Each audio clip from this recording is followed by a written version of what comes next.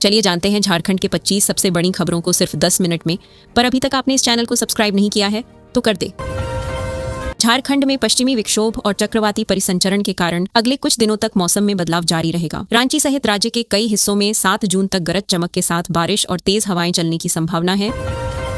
Latehar PM कृषि सिंचाई योजना फेज 2 के बेहतर क्रियान्वयन ने लातेहार को राष्ट्रीय स्तर पर एक नई पहचान दी है। प्रधानमंत्री कृषि सिंचाई योजना के तहत लातेहार जिले में कृषि विकास, भूमि संरक्षण, जल संरक्षण और रोजगार सृजन की दिशा में किए गए कार्यों के मॉडल को केंद्रीय ग्रामीण विकास मंत्रालय के जल संसाधन मंत्रालय द्वारा लघु फिल्म बनाकर प्रदर्शित किया गया। रांची झारखंड में कथित शराब घोटाले को लेकर सियासत एक बार फिर गर्मा गई है। भाजपा के पूर्व प्रदेश अध्यक्ष और नेता प्रतिपक्ष बाबूलाल मरांडी ने सोशल मीडिया प्लेटफॉर्म एक्स पर लंबा पोस्ट साझा कर मुख्यमंत्री हेमंत सोरेन पर गंभीर आरोप लगाए हैं। उन्होंने दावा किया कि झारखंड शराब घोटाला केवल भ्रष्टाचार का मामला नहीं बल्कि सत्ता संरक्षण में संचालित संगठित आर्थिक अपराध है, जिसमें अंतर्राज्यीय शराब कारोबारियों और सत्ता से जुड़े लोगों की मिलीभगत रही है। धनबाद राष्ट्रीय स्वास्थ्य मिशन के तहत स्वास्थ्य सेवाओं को और मजबूत बनाने की दिशा में बड़ा कदम उठाया गया है। जिले में चयनित 120 नवनियुक्त स्वास्थ्य कर्मियों के लिए सदर अस्पताल में 1 दिवसीय अभिमुखीकरण कार्यक्रम आयोजित किया गया। इस दौरान जिला प्रशासन ने नए कर्मियों को जनसेवा, ईमानदारी और जिम्मेदारी के साथ काम करने का संदेश दिया। जामताड़ा स्वास्थ्य मंत्री इरफान अंसारी के विधानसभा क्षेत्र में जनता को पीने के पानी के लिए तरसना पड़ रहा है। आलम यह है कि ग्रामीण डोभा का पानी पीने के लिए मजबूर हैं, लेकिन इसके प्रति न प्रशासन संवेदनशील है और न ही जनप्रतिनिधि। स्वास्थ्य मंत्री के विधानसभा क्षेत्र में जनता पीने के पानी के लिए परेशान हो रही है। झारखंड के गढ़वा जिले में मुख्यमंत्री के निर्देशों की अवहेलना की जा रही है। इस अवहेलना के पीछे कोई और नहीं बल्कि खुद बिजली विभाग ही है। विभाग ने सीधे नदी में एक ट्रांसफार्मर लगा दिया है, जिससे खतरनाक स्थिति पैदा हो गई है। बारिश के मौसम में यहाँ किसी भी पल कोई दुर्घटना हो सकती है। रांची राज्य में बालू को लेकर हाहाकार मचा हुआ है। लोगों को बालू या तो मिल नहीं रही है या मिलता भी है तो ऊंचे दाम पर। ऐसे में राज्य सरकार की प्रशासनिक व्यवस्था पर सवाल उठने लगे हैं। इस क्रम में रक्षा राज्य मंत्री संजय सेठ ने बालू की किल्लत और कालाबाजारी को लेकर राज्य सरकार पर जमकर निशाना साधा है। उन्होंने कहा कि अमेरिका के राष्ट्रपति को एक टीम रिसर्च के लिए झारखंड भेजना चाहिए कि कैसे झारखंड में बालू सोना बन गया है।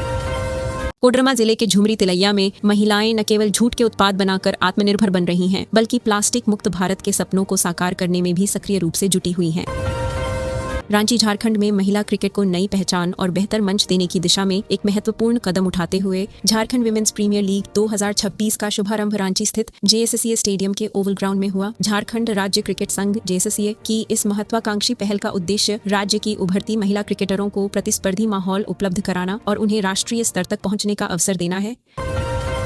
रांची इन दिनों मुख्यमंत्री हेमंत सोरेन विभागवार कामकाज की समीक्षा कर रहे हैं। इसके तहत आज बुधवार को झारखंड मंत्रालय में खान एवं भूतत्व और भवन निर्माण विभाग की अद्यतन कार्य प्रगति की मुख्यमंत्री ने समीक्षा की। बैठक में मुख्य सचिव अविनाश कुमार, विकास आयुक्त अजय कुमार सिंह, विभागीय सचिव अरवा राजकमल, खान निदेशक राहुल कुमार सिन्हा, भूतत्व निदेशक कुमार अमिताभ सहित अन्य पदाधिकारी उपस्थित थे।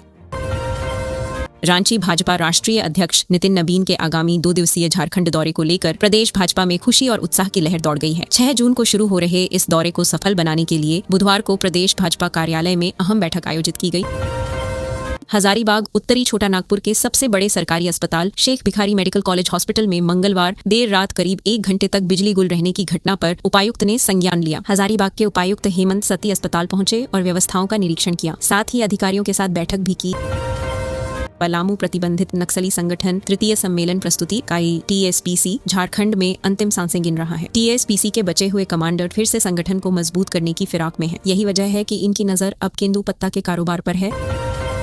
पाकुड़ जिले के अल्पसंख्यक बहुल जिक्रहट्टी पूर्वी पंचायत की प्रदानशी महिलाओं ने मेहनत और जद्दोजहद से मिसाल कायम की है। भारत सरकार के पंचायती राज मंत्रालय ने उन्हें दीनदयाल उपाध्याय पंचायत सतत विकास पुरस्कार के लिए राष्ट्रीय पंचायत पुरस्कार 2025 से नवाजा है। आगामी 3 जून को दिल्ली में इस पंचायत को 75 लाख रुपए का पुरस्कार प्रदान किया जाएगा।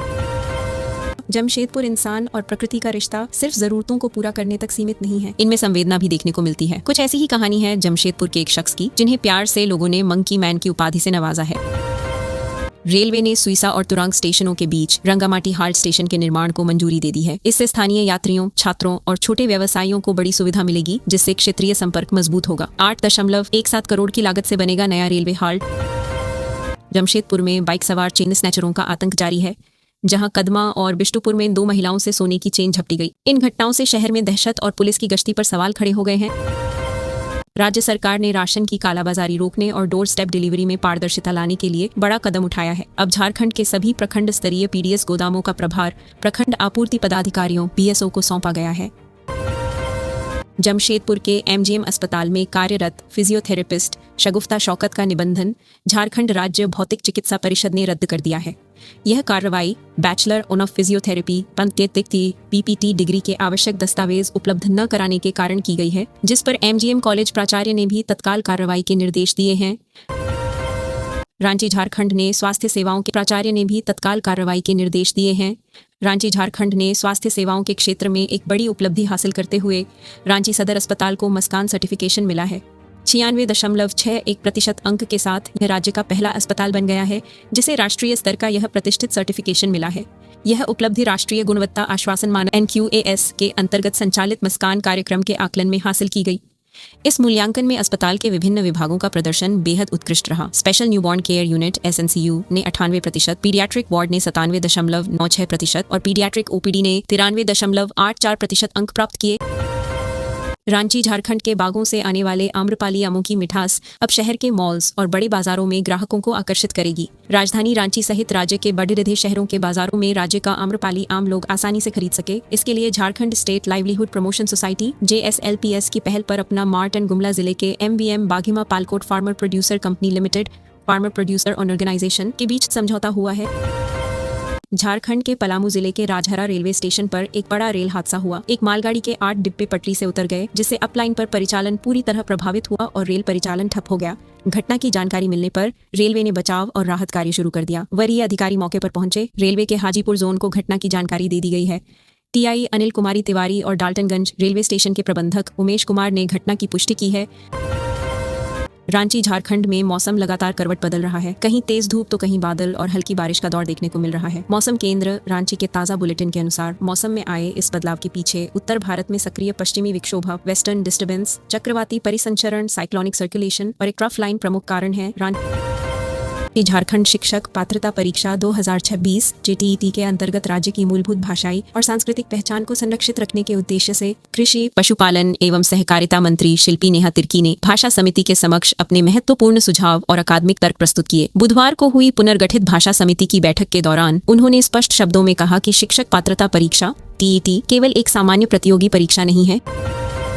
झारखंड संयुक्त प्रवेश प्रतियोगिता परीक्षा परिषद ने 31 मई को हुई BEd, BPEd, MEd प्रवेश परीक्षा की मॉडल उत्तर कुंजी जारी कर दी है, जिस पर 8 जून तक आपत्तियां मांगी गई हैं। वहीं UPSC परीक्षाओं के शांतिपूर्ण संचालन के लिए रांची के बरियातू क्षेत्र में 6 और 7 जून को निषेधाज्ञा लागू की गई है। Tata steel downstream products limited TSDPL में अक्टूबर 2023 से लंबित वेतन समझौता प्रबंधन के 8,000 रुपये के प्रस्ताव और यूनियन की 12,300 रुपये की मांग के कारण फंसा हुआ है।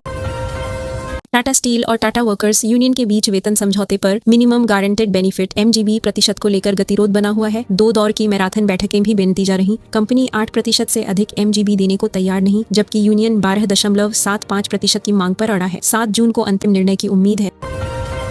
रांची हरमू नदी को अतिक्रमण मुक्त और व्यवस्थित बनाने की दिशा में रांची नगर निगम ने कार्रवाई तेज कर दी है। नगर आयुक्त सुशांत गौरव द्वारा हाल ही में किए गए क्षेत्र भ्रमण के दौरान दिए गए निर्देशों के आलोक में बुधवार से हरमू नदी क्षेत्र में मापी TEL सर्वेक्षण कार्य शुरू कर दिया गया। इस पहल का उद्देश्य नदी के मूल स्वरूप को संरक्षित करना, जल प्रवाह को सुचारू बनाए रखना तथा नदी तट पर हुए अतिक्रमणों की पहचान करना है।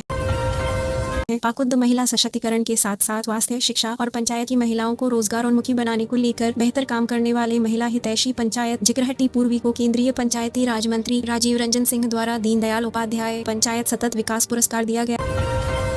रांची राजधानी में घरों में हो रही चोरी की घटना से लोगों में डर का माहौल है। रांची में आए दिन किसी न किसी थाना क्षेत्र में चोरी की वारदात रिपोर्ट हो रही है। ताजा मामला रांची के खेलगांव OP क्षेत्र का है। यहाँ एक बंद घर को चोरों ने निशाना बनाते हुए चोरी की वारदात को अंजाम दिया है।